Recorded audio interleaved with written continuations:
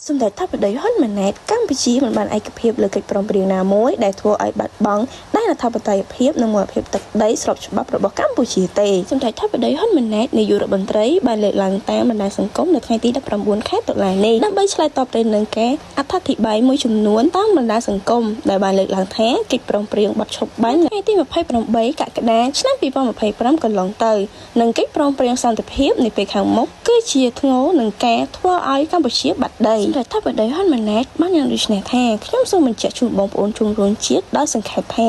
កិច្ចព្រមព្រៀងបាត់ឈប់បាញ់ 28 កក្កដាឆ្នាំ 2025 គឺនិយាយអំពីលក្ខណៈក្រមប្រតិបត្តិការនានាដើម្បីបញ្ជាកុំឲ្យមានការបាញ់គ្នាឡើងវិញកិច្ចព្រមព្រៀងសន្តិភាពដែលក្រុងធ្វើនៅពេលខាងមុខនេះគឺនិយាយអំពីការរៀបចំលក្ខណៈនិងក្រមប្រតិបត្តិការនានាសម្រាប់បង្កើតនៅធានាបរិយាកាសអំណាចផលដើម្បីឈានទៅដល់ការបញ្ចប់ចំនួននិងស្ដារឡើងវិញនៅទំនាក់ទំនងរវាងប្រទេសនិងប្រទេសជាក្នុងកិច្ចព្រមព្រៀងទាំងពីរនេះមិនមាននិយាយអំពីបញ្ហាពាក់ព័ន្ធនឹងទឹកដីឬព្រំដែនក៏មិនមែនបានតែថាភាគីណាមួយត្រូវយកព្រមបោះបង់សិទ្ធិស្របច្បាប់ក្នុងការគ្រប់គ្រងទឹកដីស្ថិតក្នុងដែនអធិបតេយ្យភាពរបស់ខ្លួននោះទេការងារខាងសេមាបោះបង្គោលព្រំដែនគឺស្ថិតនៅក្រោមសមត្ថកិច្ចរបស់គណៈកម្មាធិការចម្រុះកម្ពុជានិងថៃ JBC